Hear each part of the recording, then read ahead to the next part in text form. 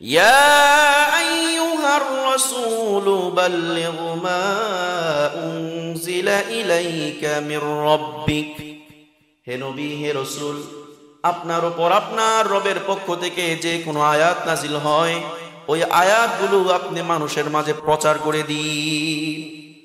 আল্লাহ তাআলা যখন আল্লাহর নবী সাল্লাল্লাহু আলাইহি ওয়াসাল্লামকে কুরআনুল কারীমের আয়াতগুলো প্রচার করে দেওয়ার নির্দেশ দিলেন, তখন আল্লাহর নবী সাল্লাল্লাহু আলাইহি ওয়াসাল্লাম প্রচার করা শুরু করে দিলেন। এক একটা আয়াত নাজিল হয়, এক একটা আয়াত তিনি প্রচার করে দেন। এক একটা সূরা নাজিল হয়, এক একটা সূরা তিনি মানুষের কাছে প্রচার করে দেন। হঠাৎ করে এমন হয়ে গেল, কিছুদিন যাবত আল্লাহ তাআলা কোনো আয়াত নাজিল করেন না, আল্লাহ তাআলা কোনো সূরা নাজিল করেন না। তখন কাফেররা বলা বলি শুরু করলো, কি রে মুহাম্মদ, তোরে মনে হয় আল্লাহ ভুলে গেছে। নাউজুবিল্লাহ, তোরে মনে হয় আল্লাহ ভুলে গেছে। আল্লাহ না ভুললে তোর উপর আয়াত আগে আমাদেরকে তুমি শোনাইতা, বিভিন্ন আয়াত বিভিন্ন সূরা যেটা নাজিল হইতো সেটাই আমাদেরকে শোনাইতা, এখন শোনাও না কেন? তার মানে তোমাকে আল্লাহ তাআলা ভুলে গিয়েছে। আল্লাহ নবী সাল্লাল্লাহু আলাইহি ওয়াসাল্লাম কি নিজের পক্ষ থেকে কিছু বলেন?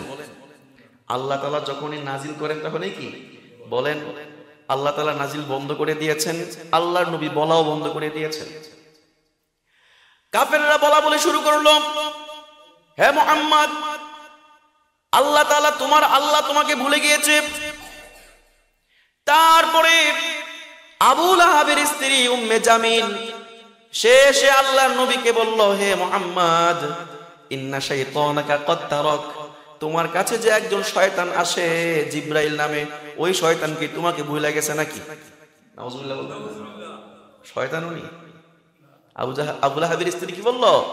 শয়তান বলছে জিবরাইল আলাইহিস সালামকে। আল্লাহর নবী কষ্ট পেলেন, আল্লাহর নবী ব্যথিত হলেন তাদের কথায়, আল্লাহর নবী হতাশাগ্রস্ত হয়ে গেলেন। কারণ আল্লাহ তাআলা যা কিছু নাজিল করত সেগুলোই তিনি প্রচার করতেন, এখন নাজিল হচ্ছে না, তাই তিনি প্রচার করতে পারছেন না। বিভিন্ন কাফেররা বিভিন্ন কথা বলা শুরু করলো, এজন্য তিনি কষ্ট অনুভব করা শুরু করলেন। আল্লাহ তাআলা আল্লাহর নবীর কষ্ট দূর করার জন্য, আল্লাহর নবীর হতাশা দূর করার জন্য আল্লাহ তাআলা সূরা দুহা নাজিল করে দেন। আল্লাহ তাআলা সূরা দুহার শুরুতে বলেন, ওয়াদ-দুহা ওয়াল-লাইলি ইযা সাজা মা ওয়াদ্দা'আকা রাব্বুকা ওয়া মা ক্বালা। আল্লাহ তাআলা বলেন দুহার শপথ।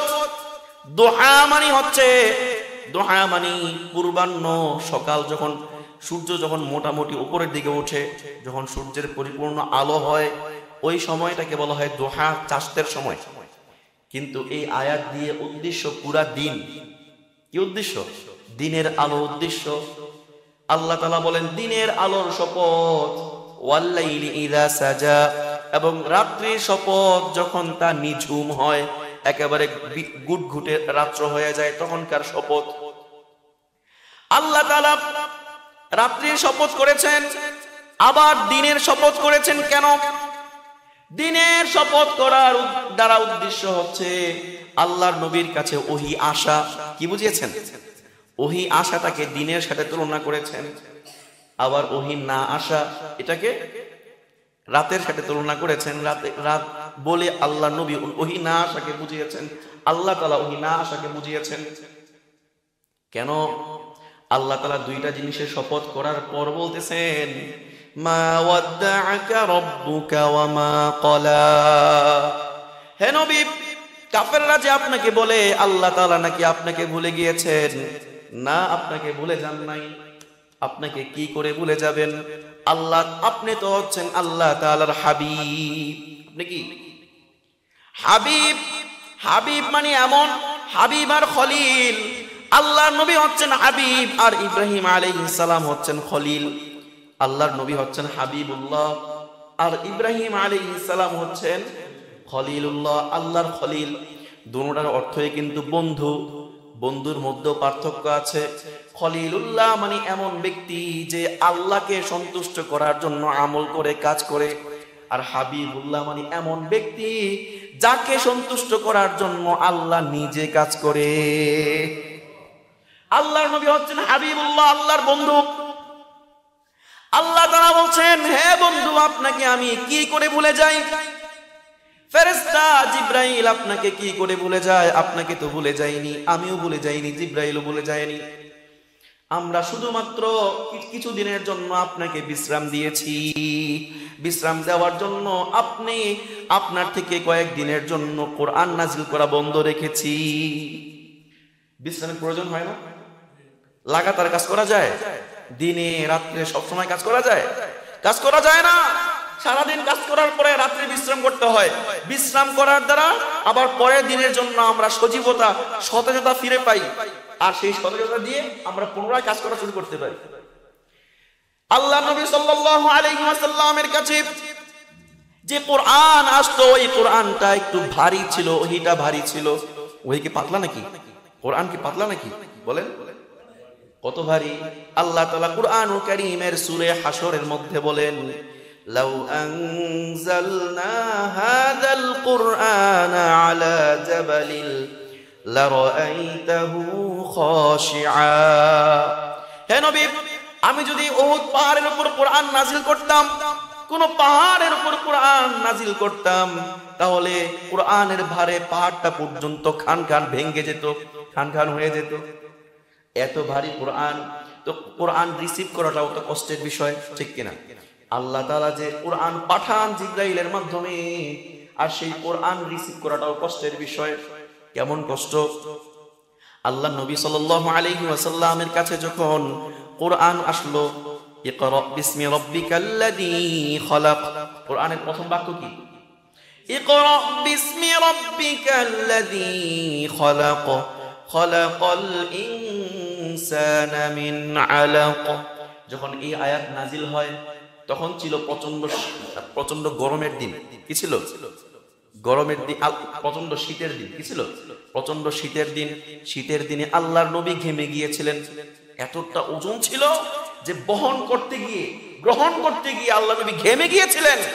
আল্লাহ নবীর শরীরে জ্বর এসে গিয়েছিল। প্রথম যখন আয়াত নাজিল হয় তখন কি? আল্লাহ নবীর জ্বর এসে গিয়েছে। কেন? কারণ কি? ভারী ছিল। কারণ আল্লাহ তাআলা কুরআনুল কারীমের সূরা মুজাম্মিলের মধ্যে বলেন, ইন্না সানুলকি আলাইকা কওলান সাকিলা, আমি আপনার কাছে একটা ভারী ওহী, ভারী কোরআন নাজিল করছি। তো কোরআনটা কি? ভারী। কেমন ভারী? হযরত যায়েদ বিন হারিসা রাদিয়াল্লাহু আনহু বলেন, একদিন আল্লাহর নবী সাল্লাল্লাহু আলাইহি ওয়াসাল্লাম আমার এই উরুর উপর, রানের উপর শুয়েছিলেন। অনেকক্ষণ যাবত শুয়ে আছেন। কিছুক্ষণ পর গিয়ে আল্লাহর নবীর উপর ওহী নাজিল হওয়া শুরু হয়। আল্লাহর নবীর উপর যখন ওহী নাজিল হওয়া শুরু হয়েছে, আমার কাছে আল্লাহর নবীর মাথাটা এত ভারী মনে হয়েছে যে মনে হয়েছে আমার রানের উপর উহুদ পাহাড় পড়ে আছে। এতক্ষণ যাবত কোনো সমস্যা হয় নাই। যখন ওই আল্লাহর নবীর কাছে ওহী নাজিল হওয়া শুরু হয়েছে, তখন থেকে আল্লাহর নবীর মাথাটা অনেক ভারী হয়ে গিয়েছে। তার মানে বোঝা গেল আল্লাহর নবীর কাছে যে ওহী আসতো, ওই ওহীটা অনেক ভারী, অনেক কষ্টের জিনিস। আর কষ্টের জিনিস কি লাগাতার করা যায় নাকি? কিছুদিনের জন্য কি করতে হয়? বিশ্রাম নিতে হয়। এজন্য আল্লাহ তাআলা আল্লাহর নবীর কাছে কিছুদিন ওহী না পাঠিয়ে আল্লাহর নবীকে বিশ্রাম দিয়েছে। আল্লাহ তাআলা বলেন, ওয়াদ-দুহা, দিনের শপথ, সকালের শপথ, সূর্যের আলোর শপথ, অর্থাৎ ওহী আসা বুঝিয়েছেন। ওয়াল-লাইলি ইযা সাজা, রাত্রির শপথ, যখন রাত্রিটা নিঝুম হয়, অন্ধকারাচ্ছন্ন হয়ে যায়। ওহী না আসা বুঝিয়েছেন। আল্লাহ তাআলা বুঝাচ্ছেন, ওহী আসাও, ওহী দান করিও আমি, আবার কিছুদিনের জন্য আপনার কাছ থেকে ওহী বন্ধ রাখি, সেটাও আমি নিজে করি। কে করেন? আল্লাহ করেন। তারপরে মোট কয়টা আয়াত যেন? 11টা আয়াত, মনে রাখবেন। মোট 11টা আয়াত।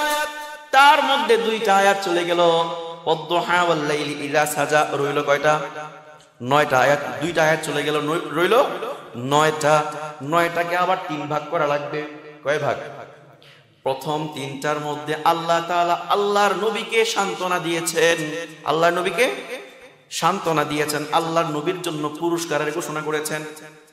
পরের 3টার মধ্যে, 3টা আয়াতের মধ্যে আল্লাহ তাআলা আল্লাহর নবীর উপর ছোটকাল থেকেই, জন্মের পর থেকে যে নিয়ামতগুলো দিয়েছেন সেই নিয়ামতগুলোর উল্লেখ করেছেন।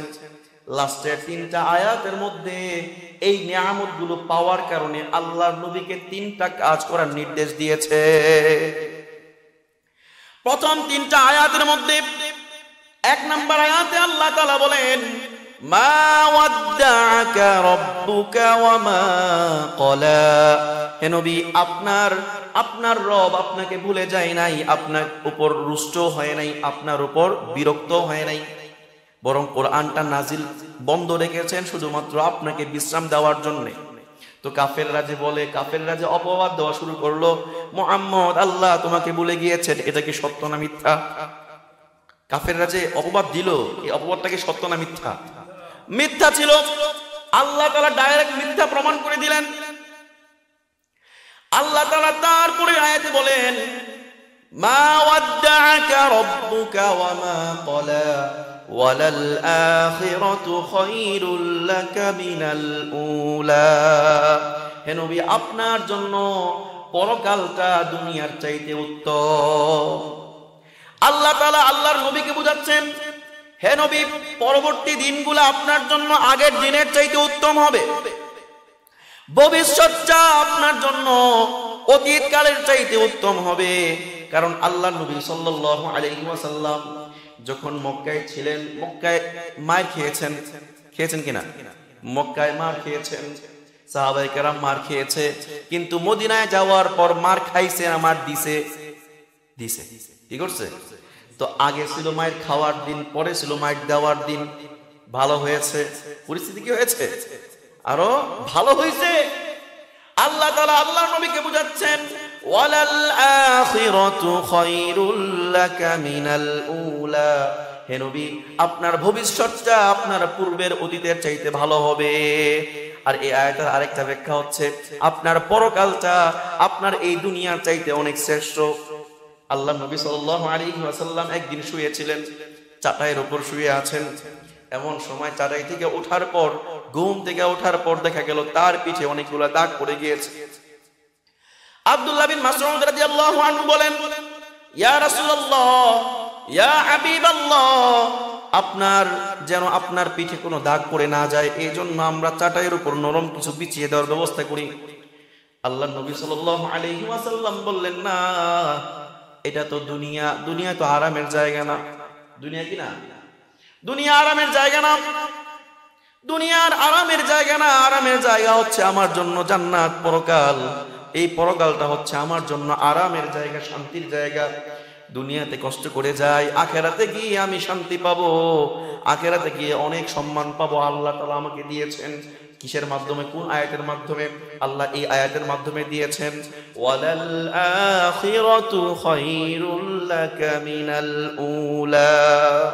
হে নবী, আপনার জন্য ভবিষ্যৎটা, আপনার জন্য পরকালটা আপনার দুনিয়ার চাইতে অনেক উত্তম হবে, অনেক আরামদায়ক হবে। ঠিক কিনা? যারা দুনিয়াতে আরাম করে, দুনিয়ায় কামনা করে, দুনিয়ায় পেয়ে গেল কিন্তু আখিরাত পাইল না, সে কিছুই পাইল না। ঠিক কিনা?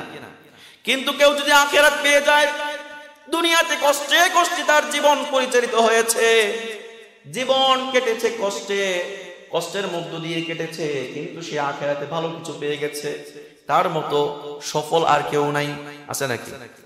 আল্লাহ তাআলা কুরআনুল কারীমের মধ্যে বলেন, ফামান যুহজিহা আনিন নারি ওয়া উদখিলাল জান্নাতা ফাকাদ ফাজ।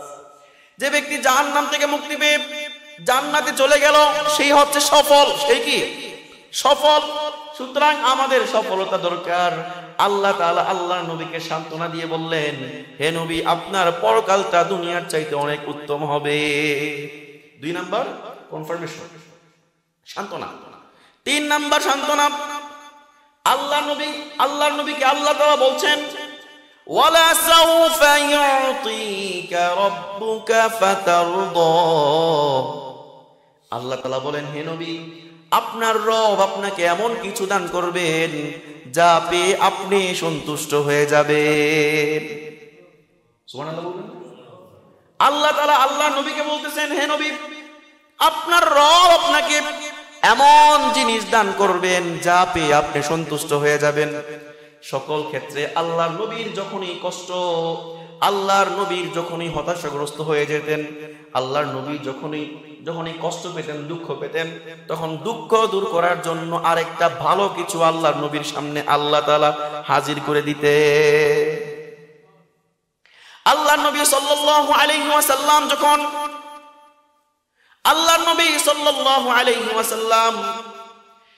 সবে মাত্র শিআবে আবি তালিব থেকে বের হয়েছেন, কষ্ট করেছেন। কষ্টের পর কিছুদিনের মধ্যেই বলেছিলাম যে মাত্র 5 থেকে 11 দিনের মধ্যে বাপ, চাচা এবং স্ত্রী দুজনই ইন্তেকাল করলো। স্ত্রী এবং চাচা দুজনই ইন্তেকাল করছে। আবু তালেবও ইন্তেকাল করছে। স্ত্রী খাদিজা রাদিয়াল্লাহু আনহা দুজনই ইন্তেকাল করার পর তিনি কষ্ট পেলেন। কষ্ট পাইছেন কি পান নাই? কষ্ট কেমন পাইছেন? চাচা ছিল এমন ব্যক্তি যে ভাতিজাকে আল্লাহর নবীকে সব ক্ষেত্রে নিরাপত্তা দিয়েছে।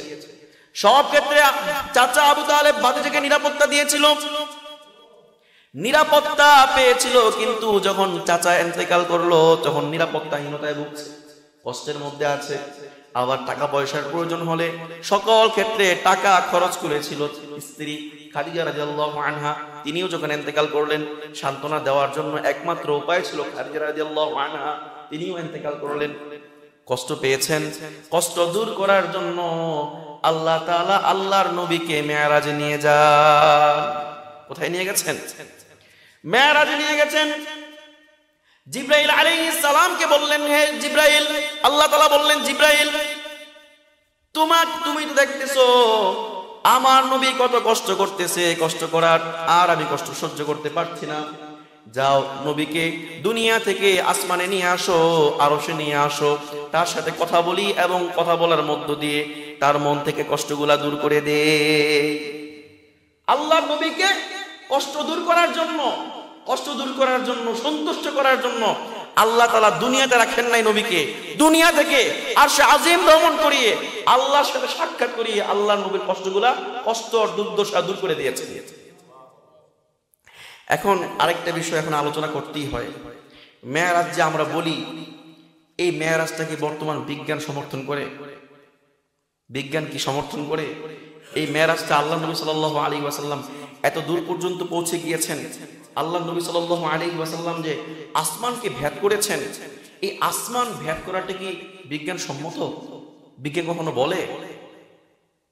তা আমরা যদি কয়েকটা বিষয় লক্ষ্য করি এবং বর্তমান বিজ্ঞানীদের বিভিন্ন থিওরির দিকে লক্ষ্য করি, তাহলে দেখতে পাবো যে অবশ্যই আল্লাহ নবী সাল্লাল্লাহু আলাইহি ওয়াসাল্লামের এই মেরাজটা বিজ্ঞান সম্মত, ঠিক কিনা? দেখেন, খেয়াল করে শুনতে হবে। বর্তমান বিজ্ঞানীদের মধ্যে সবচেয়ে বড় বিজ্ঞানী কে? Albert Einstein. তার একটা থিওরি হচ্ছে থিওরি অফ রিলেটিভিটি। কি থিওরি? অর্থাৎ সে টাইম নিয়ে গবেষণা করেছে। কি নিয়ে? টাইম নিয়ে গবেষণা করেছে। অর্থাৎ আমরা যে এই যে কিছুক্ষণ আগে ছিলাম না, এখন এখানে আসছি, এখানে ছিলাম কিছুক্ষণ আগে, ছিলাম না, আসছি, এই যে সময়টা যে চলে গেল, সময়টা কোথায় গেল? সময়টাকে আমরা ধরতে পারতেছি? ধরা ছোঁয়ার বাইরে চলে গেল। এই সময় নিয়ে সে গবেষণা করেছে। আর গবেষণা করতে গিয়ে সে একটা থিওরি দিয়েছে। সেই থিওরিটা হচ্ছে থিওরি অফ রিলেটিভিটি। অর্থাৎ এই থিওরির মেইন কথা হচ্ছে, কোনো ব্যক্তি যদি আলোর গতি সম্পন্ন হয়ে যায়, তাহলে সে তার মধ্যে তিনটা অবস্থা সৃষ্টি হবে। কয়টা অবস্থা? আবার খেয়াল করে শুনবেন। কোন ব্যক্তির মাঝে যদি আলোর গতির মতো গতি সম্পন্ন হয়ে যায় বা আলোর চাইতে বেশি গতি সম্পন্ন হয়ে যায়, তাহলে তার মাঝে তিনটা অবস্থা সৃষ্টি হবে। কয়টা? তিনটা। এক নাম্বার হচ্ছে আলোর গতি সম্পন্ন হওয়ার কারণে সে আসমান ভেদ করতে পারবে। সে কি? আসমান ভেদ করতে পারবে। দুই নাম্বার, তার জন্য টাইম থেমে যাবে, তার জন্য সময় থেমে যাবে। তিন নাম্বার হচ্ছে ওই ব্যক্তি ওই ব্যক্তি যে আলোর গতির চাইতে বেশি গতি সম্পন্ন হয়ে গেছে, সে ভবিষ্যৎ পর্যন্ত টাইম ট্রাভেল করতে পারবে, ভবিষ্যতে প্রবেশ করতে পারবে, টাইম ট্রাভেল করতে পারবে। এখন আমরা আল্লাহ নবী সাল্লাল্লাহু আলাইহি সাল্লামের মেরাজের ঘটনা থেকে জানবো যে আল্লাহ নবী সাল্লাল্লাহু আলাইহি সাল্লামের মাঝে এই তিনটা ঘটনা ঘটেছিল কিনা। প্রথমে জানবো আল্লাহ নবী সাল্লাল্লাহু আলাইহি সাল্লামের গতিটা কেমন ছিল, সফরের গতিটা কেমন ছিল। আচ্ছা, আল্লাহ নবী সাল্লাল্লাহু আলাইহি সাল্লাম যেই বাহনের উপর আরোহণ করে তিনি সফর করেছেন সেই বাহনের নামটা কি? বোরাক। সেই বাহনের নামটা কি? বোরাক। মানে কি? বোরাক শব্দটা আসছে বারকুন থেকে। বারকুন মানে হচ্ছে আলো। বারকুন মানে কি? আলো। তাহলে বোঝা গেল আল্লাহর নবী সাল্লাল্লাহু আলাইহি সাল্লাম বুরাকের উপর আরোহণ করেছেন, মানে হচ্ছে আল্লাহর নবী আলোর গতিতে আরোহণ করেছেন। কেমন গতি ছিল আল্লাহর নবীর গতিটা একটু খেয়াল করবেন। আল্লাহ নবী সাল্লাল্লাহু আলাইহি সাল্লাম বলেছেন যে আমি আমার সীমানা সেই পর্যন্ত হইতো যে পর্যন্ত আমার চোখ যাইত। অর্থাৎ সেকেন্ডের মধ্যে আল্লাহ নবী সাল্লাল্লাহু আলাইহি সাল্লাম ওই জায়গায় পৌঁছে যেতেন যে জায়গায় তার চোখ গিয়ে পড়তো। তো আমরা এখানে বসে সেকেন্ডের মধ্যে কি দেখতে পারি? তারকা দেখতে পারি না? তারকাটা কি কাছে না অনেক দূরে? অর্থাৎ যদি আমাদের চোখের পাওয়ার এত বেশি হয় যে আমরা সেকেন্ডের মধ্যে এত দূরের তারকা দেখে ফেলতে পারি, তার মানে আল্লাহ নবী সাল্লাল্লাহু আলাইহি সাল্লাম সেকেন্ডের মধ্যে বিভিন্ন গ্রহ নক্ষত্র এমনকি তারকারাজি ভেদ করে আলোর গতিতে, তার আলোর গতির চাইতে বেশি গতিতে সফর করেছেন। আলোর গতিতে সফর করার কারণে ওই যে বিজ্ঞানী বলেছিল তিনটা অবস্থা সৃষ্টি হবে, কয়টা জানো? এক নাম্বার ছিল কি? সে আসমান ভেদ করতে পারবে।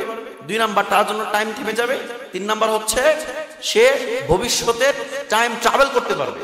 আল্লাহর নবী সাল্লাল্লাহু আলাইহি ওয়াসাল্লামের ঘটনা থেকে আমরা জানতে পারি যে আল্লাহর নবীর মাঝে তিনি আলোর গতিতে ভ্রমণ করার কারণে তার মাঝে তিনটা অবস্থা সৃষ্টি হয়েছিল।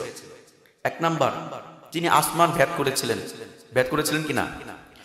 আল্লাহ নবী সাল্লাল্লাহু আলাইহি ওয়াসাল্লাম যখন প্রথম আসমানে যান, যাওয়ার পরে জিবরাইল আলাইহিস সালাম প্রথম আসমানের দারোয়ানকে বললেন, হে গেট খোলো, আমার সামনে আমার সাথে কি আছে? মুহাম্মদ আছে।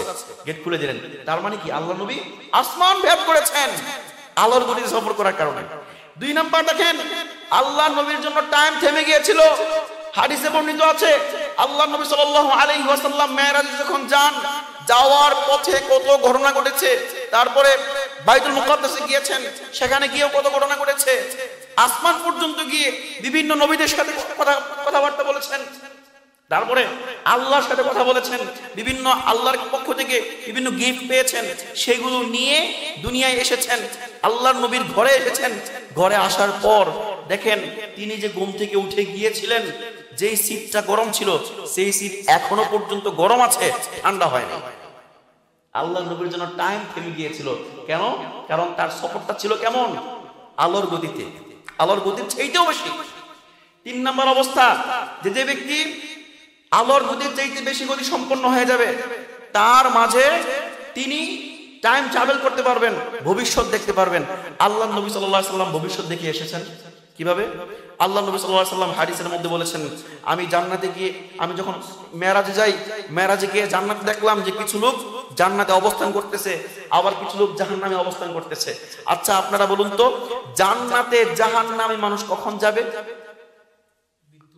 মৃত্যুর পর, যখন হাসর নাসর হবে, কিয়ামতের পর যখন হাসর নাসর হবে, হাসর নাসরের পর হিসাব নিকাশের পর মানুষ জান্নাত জাহান্নামে যাবে। তো আল্লাহর নবী যে 1400 বছর আগেই জান্নাত জাহান্নামে মানুষ দেখে আসছেন, তার মানে হচ্ছে আল্লাহর নবী সাল্লাল্লাহু আলাইহি ওয়াসাল্লাম টাইম ট্রাভেল করে আসছেন, ভবিষ্যৎ দেখে আসছেন, ঠিক কি না? তাহলে আল্লাহর নবী সাল্লাল্লাহু আলাইহি ওয়াসাল্লামের এই মেরাজটা ছিল বিজ্ঞানসম্মত। আইনস্টাইনের থিওরি অনুযায়ী, থিওরি অফ রিলেটিভিটি অনুযায়ী আল্লাহ নবী সাল্লাল্লাহু আলাইহি ওয়াসাল্লামের এই মেরাজটা কি ছিল? বিজ্ঞানসম্মত। বিজ্ঞানের সাথে সাংঘর্ষিক নয়, বরং বিজ্ঞানের সাথে সামঞ্জস্যপূর্ণ। যাই হোক, আল্লাহ নবী সাল্লাল্লাহু আলাইহি ওয়াসাল্লামকে সান্ত্বনা দেওয়ার জন্য আল্লাহ তাআলা আরশে আজিম ভ্রমণ করিয়েছেন। করিয়েছেন কি করেন নাই? করিয়েছেন। কারণ আল্লাহ তাআলা বলেন, ওয়ালা সাউফা ইউতিকা রাব্বুকা ফাতারদা, হে নবী আমি আপনাকে এমন কিছু দান করব যা পেয়ে আপনি সন্তুষ্ট হয়ে যাবেন। আল্লাহ তাআলা আল্লাহর নবীকে যেখানেই দেখেছেন কষ্ট করতেছেন, সেখানে কষ্ট দূর করার জন্য আল্লাহ তাআলা বিভিন্ন ব্যবস্থা করে দিয়েছে। তারপরে আল্লাহ নবী সাল্লাল্লাহু আলাইহি ওয়াসাল্লাম আল্লাহর কাছে দোয়া করছিলেন, আল্লাহ আল্লাহুম্মা আইজ্জাল ইসলামা বিআহাব্বির রাজুলাইন, আল্লাহুম্মা আইজ্জিল ইসলামা বিআহাব্বির রাজুলাইন মিন উমর ওয়া আবিল হিকাম ইবনে হিশাম। আল্লাহর নবী সাল্লাল্লাহু আলাইহি ওয়াসাল্লাম একদিন তাহাজ্জুদের নামাজের পর আল্লাহর কাছে দোয়া করা শুরু করলেন, আল্লাহ ইসলাম তো এখন দুর্বল অবস্থায় আছে, ইসলাম প্রকাশ্যে আমরা প্রচার করতে পারতেছি না, সুতরাং আপনি দুইজন ব্যক্তি ওমর অথবা আবু জাহেল ইবনে হিশাম, এই দুইজনের মধ্যে যে কোনো একজনকে ইসলামের মধ্যে প্রবেশ করিয়ে দিয়ে ইসলামকে আপনি শক্তিশালী করে দিন। আল্লাহ তাআলা এই দোয়াটাকে কবুল করে নিলেন। কবুল করে নিয়ে হযরত ওমর রাদিয়াল্লাহু আনহুকে ইসলামের জন্য কবুল করলেন, ইসলাম গ্রহণ করলো। তিনি একদিন আল্লাহর নবীকে মারার জন্য, হত্যা করার জন্য খোলা তলোয়ার নিয়ে আল্লাহর নবীর বাড়ির দিকে আসছিলেন। নাউজুবিল্লাহ বলেন না? আল্লাহর নবীকে হত্যা করার জন্য খোলা তলোয়ার নিয়ে আসছিলেন। এমন সময় দেখতে পেলেন, একজন বলল যে, হায় কোথায় যাচ্ছ? নবীকে মারতে যাচ্ছি, মুহাম্মদকে মারতে যাচ্ছি। আরে মুহাম্মদকে মারবা? মুহাম্মদের ধর্ম তো তোমার বোন ফাতেমা আর তোমার ভগ্নিপতি তারা ইসলাম গ্রহণ করে নিয়েছে। ওমর তখন মুসলমান হয় নাই। ওমর তো রাগান্বিত হয়ে গেল। সে বলল, হ্যাঁ আমার ঘরে ইসলাম প্রবেশ করেছে, মুহাম্মদের ধর্ম প্রবেশ করেছে, এটা তো আমি কোনোদিনও কখনোই তো আমি এটা ধরে নিতে পারবো না, আমি এটা মানতে পারি না।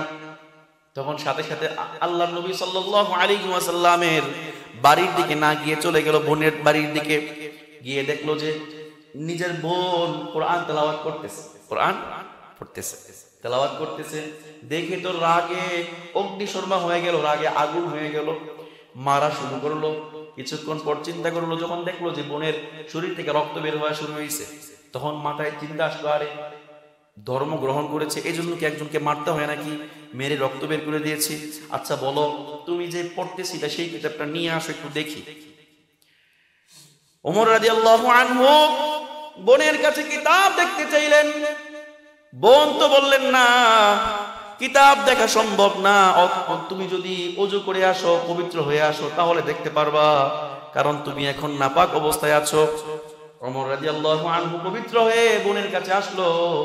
তখন বোন দেখাইলো, কোরআনটা দেখাইলো। কোরআন থেকে সূরা ইয়াসিন পাঠ করা শুরু করলো। সূরা ইয়াসিন পাঠ করার পর যখন ওমর রাদিয়াল্লাহু আনহু তেলাওয়াত শুনলেন, তখন বললেন যে তেলাওয়াত শুনলাম এটা তো কোনো মানুষের কথা হইতে পারে না, বরং এটা অবশ্যই আল্লাহ তাআলার কথা। ভগ্নিপতিকে বলল, ভগ্নিপতি শোনো, আমি তলোয়ার নিয়ে এসেছিলাম মুহাম্মদকে হত্যা করার জন্য। না, আমি আজকে মুহাম্মদকে হত্যা করব না, বরং মুহাম্মদের পক্ষে আমি সব ক্ষেত্রে কাজ করব, মুহাম্মদের ইসলাম প্রচারের জন্য কাজ করব, আমি ইসলাম গ্রহণ করব। যাও আমাকে নিয়ে চলো, মুহাম্মদের কাছে নিয়ে চলো। ওমর রাদিয়াল্লাহু আনহু সামনে যাচ্ছেন, তলোয়ারটা হাতেই ছিল। তলোয়ারটা কি হাতেই ছিল। আল্লাহর নবী সাল্লাল্লাহু আলাইহি ওয়াসাল্লাম তখন দারুল আরকামে অবস্থান করতেছেন। হামজা রাদিয়াল্লাহু আনহু দেখে বলল, অন্যান্য সাহাবীরা উমরকে দেখে বলল, উমর তো আসতেছে, হয়তোবা আল্লাহর নবীর কোনো ক্ষতি করতে পারে। সবাই তো ঘাবড়ে গেল। হযরত হামজা রাদিয়াল্লাহু আনহু বললেন, ঘাবড়ানোর কিছু নাই, উমর যদি আল্লাহর নবীর গায়ে আঘাত করে তাহলে তার তলোয়ার দিয়ে তাকেই হত্যা করা হবে, তার তলোয়ার দিয়ে তাকেই হত্যা করা হবে। কারণ হামজাও ছিল কি অনেক বড় একজন বীর যোদ্ধা, নবীর চাচা। আল্লাহর নবী সাল্লাল্লাহু আলাইহি ওয়াসাল্লাম বললেন, ঘাবড়ানোর কিছু নাই, কোনো গবেষণার প্রয়োজন নাই, উমরকে আসতে দাও। কারণ আমি সেদিন আল্লাহর কাছে দোয়া করেছিলাম, আল্লাহ তাআলা যেন আবু জাহেল অথবা উমরের মধ্যে যে কোনো একজনকে ইসলামে প্রবেশ করি, ইসলামকে শক্তিশালী করেন। হয়তোবা আল্লাহ তাআলা সেই দোয়াটা কবুল করে নিয়েছেন। তখন সামনে আয়েশা বলল, আসসালাতু ওয়াসসালামু আলাইকা ইয়া রাসূলুল্লাহ। কি বলল? আসসালাতু ওয়াসসালামু আলাইকা ইয়া রাসূলুল্লাহ, হে নবী আপনার উপর আল্লাহর পক্ষ থেকে শান্তি বর্ষিত হোক। আশ্চর্য হয়ে গেল, কি রে ওমর তো ইসলাম গ্রহণ করে নাই, কাফের, এইগুলো বলে কেমনে? প্রবেশ করলো। প্রবেশ করার পর ওমর রাদিয়াল্লাহু আনহু বললেন, আমি আর কাফের থাকতে চাই না, বরং আমাকে ইসলামে দীক্ষিত করে। আল্লাহর নবী সাল্লাল্লাহু আলাইহি ওয়াসাল্লাম আল্লাহর কাছে কষ্ট নিয়ে, দুঃখ নিয়ে আল্লাহর কাছে আবেদন করেছিলেন, আল্লাহ তাআলা যেন ওমরকে ইসলামের দিকে নিয়ে আসে, সেই আবেদনটা মঞ্জুর করেছেন, কষ্ট দূর করে দিয়েছেন। কারণ আল্লাহ তাআলা বলেছেন, ওয়ালা সাউফা ইউতিকা রাব্বুকা ফাতারদা, হে নবী আপনার রব আপনাকে এমন কিছু দান করবেন যা পেয়ে আপনি সন্তুষ্ট হয়ে যাবেন। আল্লাহর নবী যখন এই কষ্ট পান তখন এই দুঃখ দুর্দশা কষ্ট দূর করেন কে? দূর করেন কে? তারপরে আল্লাহর নবী সাল্লাল্লাহু আলাইহি ওয়াসাল্লাম যখন চাচা এবং স্ত্রী দুজন মারা যায় তখন দেখলেন মক্কাতে থাকা সম্ভব না। তখন তিনি দাওয়াত দেওয়ার জন্য চলে গেলেন কোথায়? তায়েফের ভূমিতে। তায়েফের ভূমিতে যাওয়ার পরে তার আশা ছিল তায়েফের লোকেরা তার ইসলাম গ্রহণ করবে, কারণ তাদের মেজাজটা একটু সতেজ। তারা থাকে এমন ভূমিতে যেই ভূমিটা কি উর্বর, ফসলাদি হয় এবং ফল ফলাদি হয়। তো আল্লাহ নবী সাল্লাল্লাহু আলাইহি ওয়াসাল্লাম ভেবেছেন যে হয়তো বা তারা ইসলাম গ্রহণ করবে। আর তাছাড়া এরা হচ্ছে মামার ফ্যামিলির লোক, মামার আত্মীয় স্বজন, মামার গোষ্ঠীর লোক, বংশের লোক, ইসলাম গ্রহণ করতে পারে। আল্লাহ নবী সাল্লাল্লাহু আলাইহি ওয়াসাল্লাম এই চিন্তা করে তায়েফের ভূমিতে গেলেন দাওয়াত দেওয়ার জন্য। কিন্তু আল্লাহর নবীর আশাটা ক্ষুণ্ণ হলো, আশাহত হলেন। তায়েফের ভূমির কোন লোক ইসলাম গ্রহণ করলো না।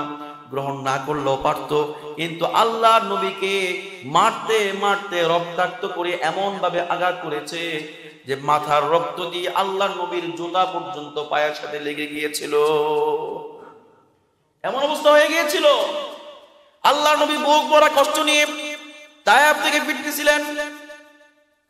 আল্লাহর নবীকে তিন জায়গায় মারা হয়েছে। কয় জায়গায়?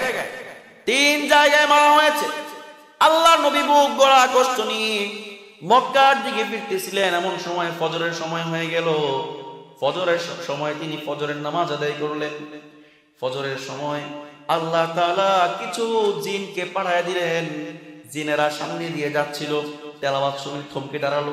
তেলাওয়াত শুনে, সুমধুর কণ্ঠের তেলাওয়াত শুনে জিনেরা থমকে দাঁড়ালো। দাঁড়িয়ে তারা তেলাওয়াত শুনলো আর বলতে লাগলো যে এগুলো তো কোনো মানুষের তেলাওয়াত না, এগুলো তো কোনো মানুষের বানানো কোনো কথা নয়, বরং এগুলো কি আল্লাহর কথা। সুতরাং তারা সেখানেই ইসলাম গ্রহণ করলো। আল্লাহ নবী ভারাক্রান্ত, আল্লাহ নবীর বুক ভরা কষ্ট যে একজন মানুষ ইসলাম গ্রহণ করলো না। নামাজের পর আল্লাহর নবীকে আল্লাহ তাআলা আয়াত নাযিল করে দিয়ে বললেন, হে নবী কষ্টের কোনো কারণ নাই।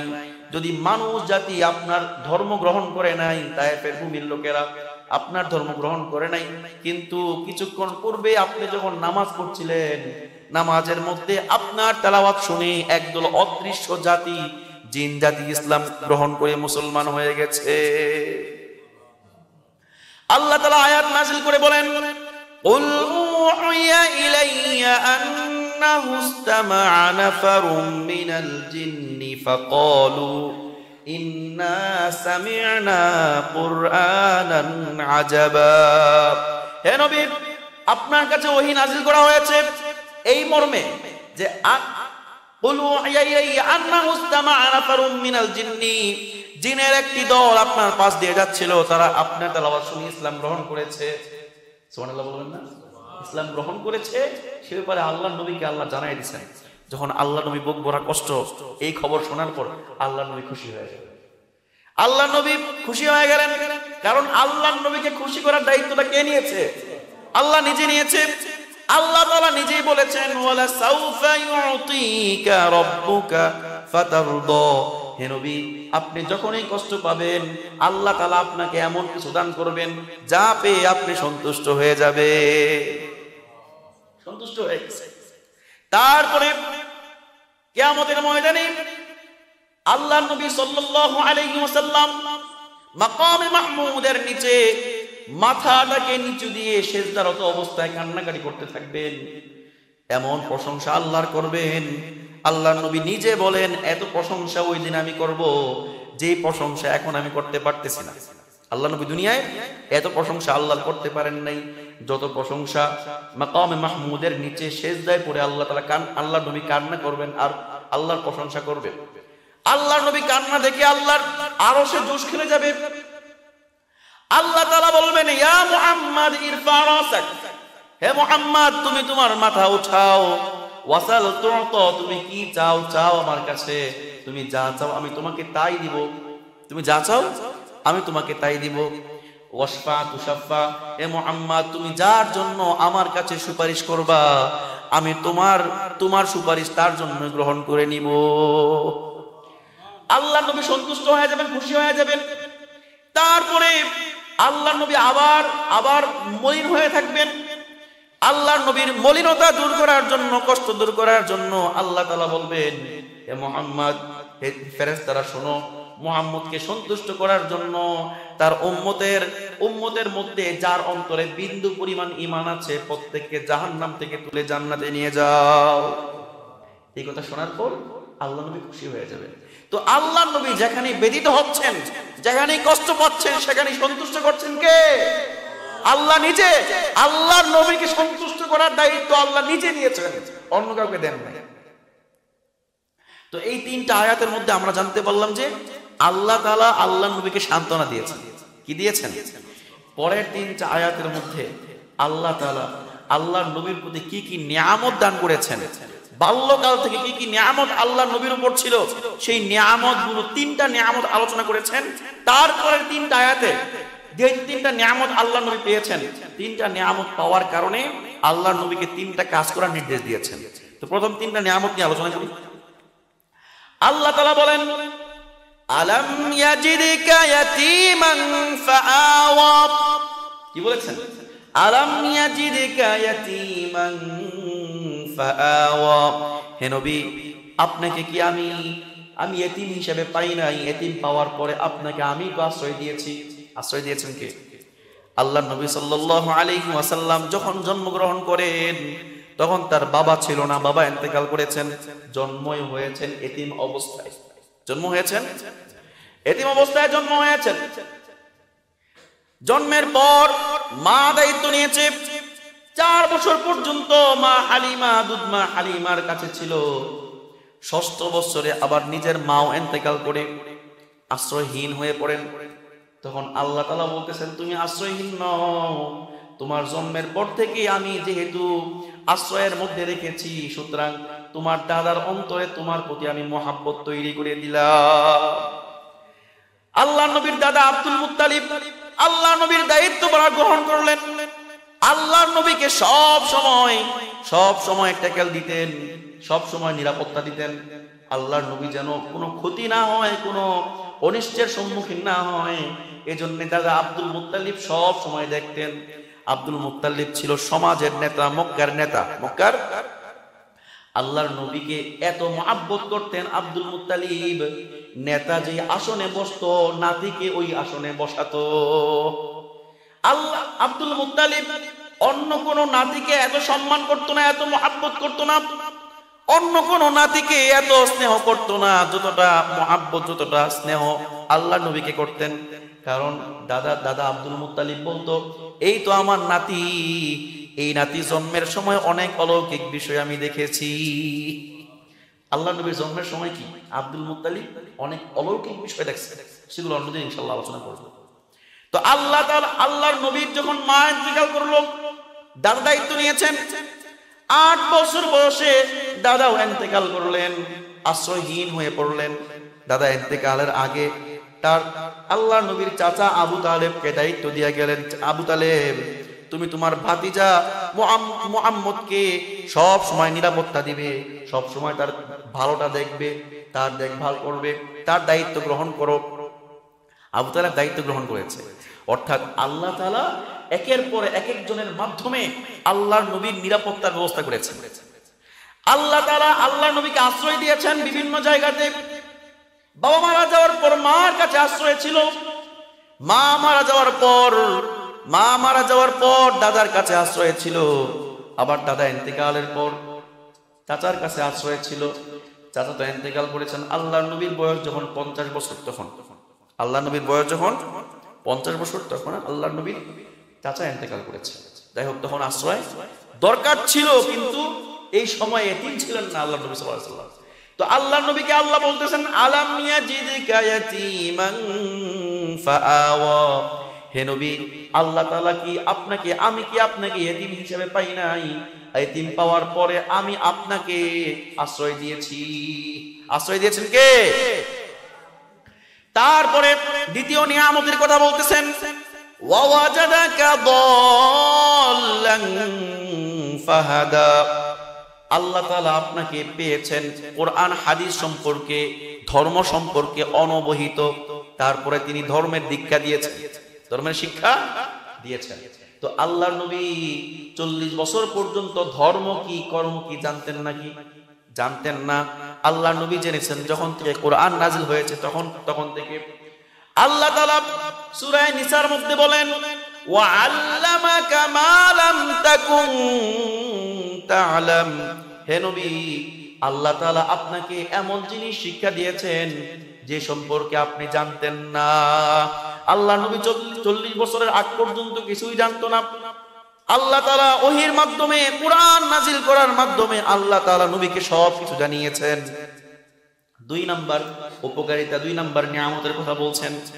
তারপরে আল্লাহ তাআলা অন্য জায়গায় বলেন, মা কুনতা তাদরি মাল কিতাবু ওয়ালাল ঈমানু ওয়ালাকিন জাআলনাহু নূরা। আল্লাহ তাআলা বলেন, হে নবী, আপনি কোরআন কি, কিতাব কি, ঈমান কি কিছুই জানতেন না। আল্লাহ নবী জানতো নাকি? আল্লাহ নবীর নবুয়তের আগে ঈমান কি জিনিস জানতো না, কিতাব কি জিনিস তাও জানতেন না। আল্লাহ তাআলা ঈমান শিখিয়েছেন, আল্লাহ তাআলা কোরআন নাজিল করে কোরআন দান করেছেন, কোরআন শিখিয়েছেন। আল্লাহ নবীকে নিয়ামত দান করলেন না? অনেক বড় একটি নিয়ামত ছিল আল্লাহ নবীর উপর। 3 নাম্বার নিয়ামতের কথা আল্লাহ তাআলা আলোচনা করছেন, ওয়া ওয়াজাদাকা আইলান ফাআগনা। আল্লাহ তাআলা আপনাকে পেয়েছেন একেবারে নিঃস্ব অবস্থায়। এই অবস্থায় আপনাকে আল্লাহ তাআলা ধনী বানিয়ে দিয়েছে। আল্লাহ নবী সাল্লাল্লাহু আলাইহি ওয়াসাল্লামের ফ্যামিলি একেবারে দুর্বল ছিল, আর্থিকভাবে দুর্বল। চাচা আবু তালেব যদিও এলাকার নেতা ছিল, কিন্তু তার কোনো সম্পদ ছিল না। আল্লাহ নবী সাল্লাল্লাহু আলাইহি ওয়াসাল্লাম নিঃস্ব অবস্থায় বড় হয়েছেন। 25 বছর বয়সে যখন বিয়ে করেন খাদিজা রাদিয়াল্লাহু আনহাকে, খাদিজা রাদিয়াল্লাহু আনহা ছিল মক্কার মধ্যে অন্যতম একজন ধনী মহিলা। তাকে বিয়ে করে খাদিজা রাদিয়াল্লাহু আনহা বললেন, স্বামী হে, আপনার মতো একজন মানুষ পাওয়ার পরে আমার সম্পদের কোনো দরকার নাই, সব সম্পদ আপনাকে আমি দিয়ে দিলাম। আল্লাহ নবীর কিচ্ছু ছিল না, আল্লাহ নবী শ্রেষ্ঠ ধনীদের অন্তর্ভুক্ত হয়ে গেল। ধনী বানিয়েছেন কে? আল্লাহ বানিয়েছেন। ওয়াজাদাকা আইলান ফাআগনা। হে নবী, আল্লাহ তাআলা আপনাকে পেয়েছেন একেবারে নিঃস্ব অবস্থায়, আল্লাহ সেই অবস্থাতে আপনাকে ধনী বানিয়ে দিয়েছেন খাদিজার মাধ্যমে। 3টা নিয়ামতের কথা উল্লেখ করলেন। 1 নাম্বার নিয়ামত ছিল, কি ছিল? ইয়তীম ছিল আল্লাহর নবী। ইয়তীমের মধ্যে ইয়তীম হওয়া অবস্থায় আল্লাহর নবীকে আল্লাহ তাআলা আশ্রয় দিয়েছেন। 2 নম্বরে আল্লাহর নবী কোরআন হাদিস সম্পর্কে, ঈমান সম্পর্কে, কিতাব সম্পর্কে কিছুই জানতো না। আল্লাহ তাআলা কোরআন নাজিল করার মধ্য দিয়ে, ঈমান দানের মধ্য দিয়ে, নবুয়ত দানের মধ্য দিয়ে আল্লাহ তাআলা জানিয়ে দিলেন। 3 নম্বর নিয়ামতটা ছিল যে আল্লাহর নবী একেবারে নিঃস্ব ছিলেন। আল্লাহ তাআলা খাদিজার সাথে বিয়ে পড়িয়ে দেওয়ার মধ্য দিয়ে আল্লাহর নবীকে ধনী বানিয়ে দিলেন। তারপরে 3টা নিয়ামত আলোচনা করার পরে আল্লাহ তাআলা 3টা আয়াত নাজিল করেছেন। পরের 3টা আয়াতের মধ্যে আল্লাহ তাআলা বললেন, যেহেতু তুমি 3টা নিয়ামত ছোটকাল থেকে ভোগ করছো, ছোটকাল থেকে 3টা নিয়ামত পেয়েছো, এজন্য অবশ্যই তুমি 3টা কাজ করবা। কয়টা কাজ করতে হবে? 3টা কাজ করার নির্দেশ আল্লাহ তাআলা আল্লাহর নবীকে দিয়ে রাখছেন। 1 নাম্বার কাজ, নিয়ামত কয়টা ছিল? খেয়াল রাখবেন, নিয়ামত কয়টা? 3টা। কাজ কয়টা? নিয়ামতগুলা যেমন ছিল কাজগুলা তেমনই। খেয়াল রাখতে হবে, নিয়ামত যেই লেভেলের, কাজগুলা সেই লেভেলেরই ছিল। প্রথম নিয়ামত ছিল ইয়তীম ছিল। আল্লাহ নবী কি ছিলেন? ইয়তীম ছিলেন। আল্লাহ নবীকে আল্লাহ তাআলা আশ্রয় দিয়েছেন। আর কাজ করার কথা বলছেন 1 নম্বর আয়াতের মধ্যে, ফাআম্মাল ইয়াতীমা ফালা তাকহার। হে নবী, আপনি নিজে যেহেতু ইয়তীম ছিলেন, সুতরাং আপনি কখনো ইয়তীমের সাথে খারাপ আচরণ করবেন না, ইয়তীমকে ধমক দিবেন না, ইয়তীমের সাথে কঠোর আচরণ করবেন না। 1 নম্বর নির্দেশনা। ইয়তীম যাদের বাবা মারা যায়, মা মারা যায় বাল্যকালে, অর্থাৎ বালেগ হওয়ার আগেই, এদেরকে বলা হয় ইয়তীম। ইয়তীমের সাথে খারাপ আচরণ করা যাবে? ইয়াতীমের সাথে ভালো আচরণ করার ফজিলত কি? আল্লাহর নবী তো জানতেন ইয়াতীম হওয়া কত কষ্টের, কারণ আল্লাহর নবী নিজেও তো ইয়াতীম ছিলেন। এজন্য আল্লাহ তাআলা আল্লাহর নবীকে বলছেন ইয়াতীমের সাথে কখনো খারাপ আচরণ করবা না, বরং ইয়াতীমের সাথে ভালো আচরণ করবা। আর আল্লাহর নবী এটাও বলে গেছেন যে ব্যক্তি ইয়াতীমের দায়িত্বভার গ্রহণ করবে জান্নাতের মধ্যে এভাবে সে আমার সাথে থাকবে। আনা ওয়া কাফিলুল ইয়াতীমি ফিল জান্নাতি কাহাতাইন। আল্লাহর নবী সাল্লাল্লাহু আলাইহি ওয়াসাল্লাম বলেন যে ব্যক্তি ইয়াতীমের দায়িত্বভার গ্রহণ করবে ওই ব্যক্তি আর আমি জান্নাতের মধ্যে এইভাবে থাকবো, অর্থাৎ পাড়া প্রতিবেশীর মতো সে আমার পড়শি হবে, পাড়া প্রতিবেশী হবে জান্নাতের মধ্যে। এর চেয়ে বড় সৌভাগ্য হতে পারে? আল্লাহর নবীর প্রতিবেশী হইবে জান্নাতের মধ্যে। কি কাজ করার দ্বারা? ইয়াতীমের সাথে উত্তম আচরণ, ইয়াতীমের দায়িত্বভার গ্রহণ করা। দায়িত্বভার মানে কি? ইয়াতীম একেবারে নিঃস্ব, যার কিচ্ছু নাই, বাবা নাই, মা নাই, মনে করেন তার খাবার দাবারের ব্যবস্থা নাই, থাকার ব্যবস্থা নাই, এমন একজন ইয়েতিমকে আপনি নিজের বাড়িতে এনে খাওয়াইলেন, লালন পালন করলেন, এমন ব্যক্তির ব্যাপারে আল্লাহ নবী সাল্লাল্লাহু আলাইহি ওয়াসাল্লাম বলেছেন, কি বলেছেন? সেই ব্যক্তি আর আমি জান্নাতের মধ্যে এভাবে থাকবো। তা আমরা চাই না জান্নাতের মধ্যে এভাবে থাকতে চাইলে কিন্তু অবশ্যই ইয়েতিমের সাথে ভালো আচরণ করা লাগবে। কোনো ইয়েতিম পাইলে তার দায়িত্ব ভার নেওয়া লাগবে, তাকে খাওয়ানোর ব্যবস্থা করতে হবে, রাখার থাকার ব্যবস্থা করতে হবে। আল্লাহ নবী সাল্লাল্লাহু আলাইহি ওয়াসাল্লাম অন্যত্র বলেন, মান মাসআ রাসা ইয়াতীমিন লাম ইয়ামসাহু ইল্লা লিল্লাহ। যে ব্যক্তি কোনো ইয়াতীমের মাথায় হাত বুলিয়ে দেয় কেবলমাত্র আল্লাহর সন্তুষ্টির জন্য। কার সন্তুষ্টির জন্য? আল্লাহর সন্তুষ্টির জন্য হাত বুলিয়ে দেয় মাথার উপর, তাহলে মাথার মধ্যে যতগুলা চুল আছে, চুল যে যতগুলো চুলের উপর দিয়ে তার হাতটা বয়ে যায়, প্রত্যেকটা চুলের বিনিময়ে আল্লাহ তাআলা হাত বুলিয়ে দেওয়া ব্যক্তির আমলনামায় লেখি লিখে দেয়। এত লিখি শুধুমাত্র হাত বুলিয়ে দেওয়া না। একজন সাহাবী আল্লাহর নবীর কাছে এসে বলছেন, ইয়া রাসূলুল্লাহ, আমার অন্তরটা খুবই শক্ত, খুবই রুক্ষ, আমি যখন দোয়া করি অন্তর দিয়ে কোনো কান্না আসে না এবং কারো প্রতি আমার অন্তরে দয়ার উদ্রেক হয় না, কি করব? আল্লাহ নবী সাল্লাল্লাহু আলাইহি ওয়াসাল্লাম তাকে 3টা আমল শিখিয়ে দিলেন। যদি তুমি তোমার অন্তরটাকে নরম করতে চাও, ইন আরাদতা আন ইয়ালিনা কলবুকা ওয়া তুদরিকু হাজাতু, তোমার অন্তরটা নরম হয় যদি তুমি চাও আর তোমার সকল প্রয়োজনগুলো পূর্ণ হয়ে যাক, এটাও যদি তুমি চাও, তাহলে 3টা কাজ করতে হবে। কয়টা কাজ? অন্তর নরম হোক এটা আমরা চাইলে, আর যদি আমাদের সকল প্রয়োজন পূর্ণ হয়ে যায়, এই 2টা জিনিস চাই, তাহলে কয়টা কাজ করতে হবে? 3টা কাজ। 1 নম্বরে আল্লাহ নবী বলেছেন, ইরহামিল ইয়াতীম, ইয়াতীমের প্রতি সদয় হও, ইয়াতীমের প্রতি তুমি দয়ালু হও, ইয়াতীমের সাথে খারাপ আচরণ করবে না, বরং ভালো আচরণ করবে। 1 নাম্বার। 2 নাম্বার, ওয়ামসাহ রাসাহু, তার মাথায় হাত বুলিয়ে দাও। মাথায় হাত বুলিয়ে দেওয়া মানে এই না যে শুধু মাথায় হাত বুলিয়ে দিলেন, বরং সবসময় কি আদর করো, সবসময় আদর করো। 3 নাম্বার, ওয়া আত'আমহু মিন তুআমিকা, তোমার যে খাবার আছে সেই খাবার থেকে একেও তুমি খাওয়াও। এই 3টা আমল যদি করতে পারো তাহলে তোমার অন্তরটা নরম হয়ে যাবে, সাথে সাথে তোমার সকল প্রয়োজন আল্লাহ নিজে পূরণ করে দিবেন। এজন্য ইয়াতীমের প্রতি ভালো আচরণ করা লাগবে। আল্লাহ তাআলা আল্লাহর নবীকে ইয়াতীমের প্রতি সদয় আচরণ করার জন্য নির্দেশ দিয়েছেন। ফাআম্মাল ইয়াতীমা ফালা তাকহার, হে নবী আপনি ইয়াতীমের সাথে কখনো খারাপ আচরণ করবেন না, কঠোর হবেন না, সদয় হবেন। 1 নাম্বার দায়িত্ব। কারণ আল্লাহ নবী নিজে কি ছিলেন? ইয়াতীম ছিলেন। নিজে কি ছিলেন? এই সবাই দিকে, আল্লাহ নবী নিজে কি ছিলেন? ইয়াতীম ছিলেন। এজন্য আল্লাহ তাআলা আল্লাহর নবীকে নির্দেশ দিয়েছেন কি? কিসের? ইয়াতীমের সাথে ভালো আচরণ করা। 2 নাম্বার, ওয়া আম্মাস সাইলা ফালা তানহার, আর কোন ভিক্ষুক বা সায়েল যদি তোমার কাছে কোনো কিছু চায় তুমি ধমক দিও না। সায়েল এখানে 2টা অর্থ। সায়েল মানে ধর্ম সম্পর্কে যে আপনার কাছে জিজ্ঞেস করে তাকে বলা হয় সায়েল। ধর্ম সম্পর্কে জিজ্ঞেস করে তাকে বলা হয় কি? সায়েল। আবার কেউ যদি আপনার কাছে কোনো সম্পদ চায়, কোনো খাবার দাবার চায়, ভিক্ষুক, তাকেও বলা হয় সায়েল। তো আল্লাহ তাআলা যে আল্লাহর নবীকে 3টা নিয়ামত দিয়েছিলেন, দ্বিতীয় নিয়ামতটা কি মনে আছে? দ্বিতীয় নিয়ামতটা ছিল যে আপনি তো কোরআন হাদিস সম্পর্কে জানতেন না, ঈমান কি জানতেন না, আপনাকে আল্লাহ জানিয়েছেন। সুতরাং কোন ব্যক্তি যদি ধর্ম সম্পর্কে জানতে চায় তাকে আপনি ধমক দিয়েন না। এই আয়াতটা কেন নাযিল হইল খেয়াল করে বুঝতে হবে। হযরত আব্দুল্লাহ বিন উম্মে মাকতুম রাদিয়াল্লাহু আনহু তিনি ছিলেন অন্ধ একজন সাহাবী। তিনি একদিন আল্লাহর নবীর কাছে এসে আল্লাহর নবীকে বলতেছেন, ইয়া রাসূলুল্লাহ আল্লিমনি শাইআম মিনাল কুরআন, কোরআন থেকে আমাকে কিছু শিখিয়ে দিন যা আল্লাহ তাআলা আপনার উপর নাযিল করেছেন। আল্লাহর হযরত আব্দুল্লাহ বিন উম্মে মাকতুম অন্ধ সাহাবী আল্লাহর নবীর বাড়ির সামনে এসেই কি বলা শুরু করলো, হে নবী আপনার কাছে কোরআনের যে অংশগুলো নাযিল হয়েছে সেগুলো আমাকে শিখিয়ে দিন। যখন আল্লাহর নবীকে বারবার সালাম দিচ্ছেন আর এগুলো বলছেন, তখন আল্লাহর নবী সাল্লাল্লাহু আলাইহি ওয়াসাল্লাম কাফেরদের মাঝে, বড় বড় লিডারদের মাঝে দাওয়াতের কাজ করতেছিলেন।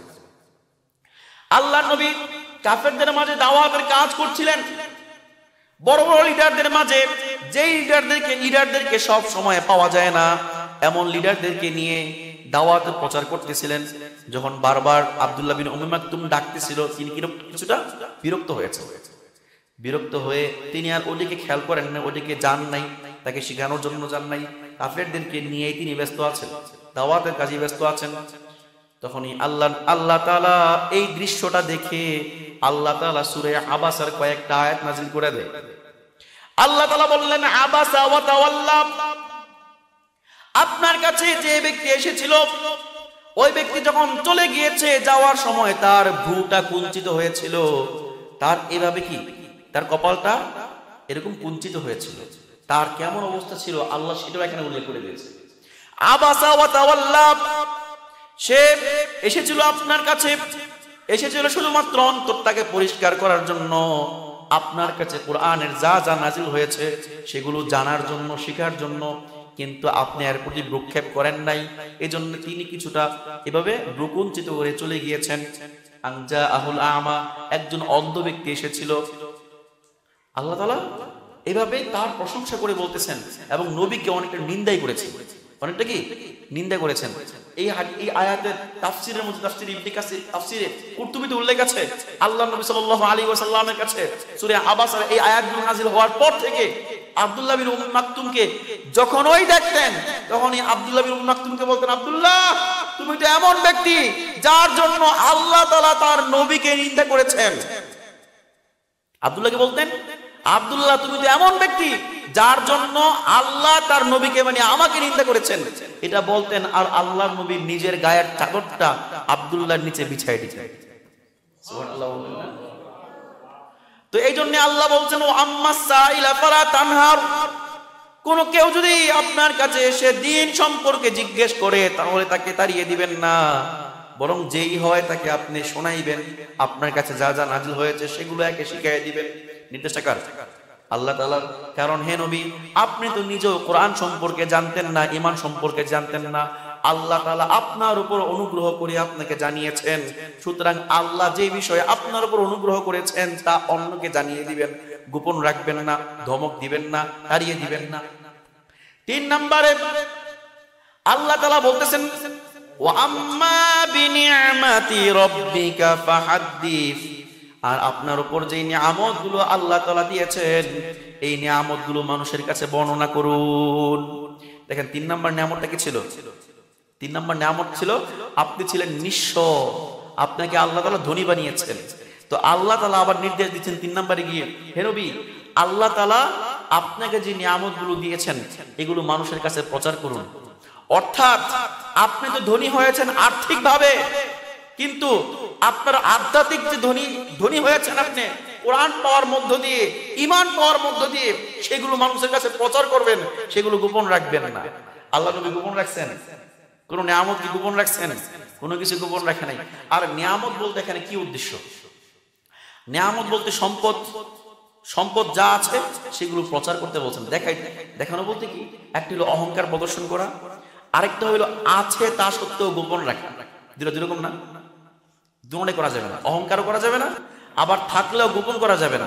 যতটুকু দেখানো ততটুকু কি দেখাইতে হবে।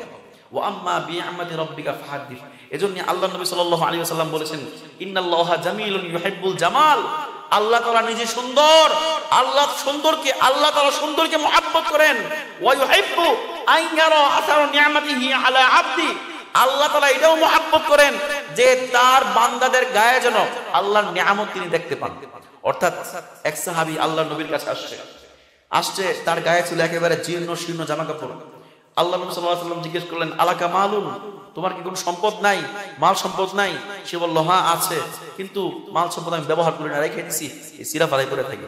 তখন আল্লাহ নবী সাল্লাল্লাহু আলাইহি ওয়াসাল্লাম বললেন, ইদা আতাকাল্লাহু মালান ফালইউরা আসরুহু, আল্লাহ তাআলা যখন তোমাকে মাল দান করেছেন, তখন আল্লাহ তাআলা তোমার উপর এই মালের এই নিয়ামতের আসর, নিয়ামতের প্রভাবটা দেখতে চান, দেখতে পছন্দ করেন।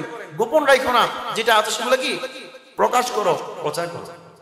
এই জন্য যে কোনো নিয়ামত, দুনিয়াবী নিয়ামত হোক অথবা ধর্মীয় জ্ঞান হোক, সেগুলো প্রচার করতে হবে, গোপন রাখা যাবে না। যাই হোক, আমরা যে সূরা দোহার আলোচনা শুনলাম, এই দোহার মধ্যে কয়টা আয়াত আছে? মোট 11টা আয়াত আছে। এই 11টা আয়াতের মধ্যে প্রথম 2টা আয়াত ছিল আল্লাহ তাআলা কসম করেছেন। তারপরে 3টা আয়াতের মধ্যে আল্লাহ তাআলা আল্লাহর নবীকে যে সান্ত্বনা দিয়েছেন, হে নবী, আপনাকে আল্লাহ তাআলা ভুলে যান নাই, আপনার জন্য আখিরাতটা দুনিয়ার চাইতে উত্তম। হে নবী, আপনাকে সন্তুষ্ট করার জন্য যা যা প্রয়োজন আল্লাহ সব দিবেন, করেছেন কিনা? তারপরে 3টা আয়াতের মধ্যে আল্লাহ 3টা নিয়ামতের কথা উল্লেখ করেছেন। নিয়ামত 3টা কি কি?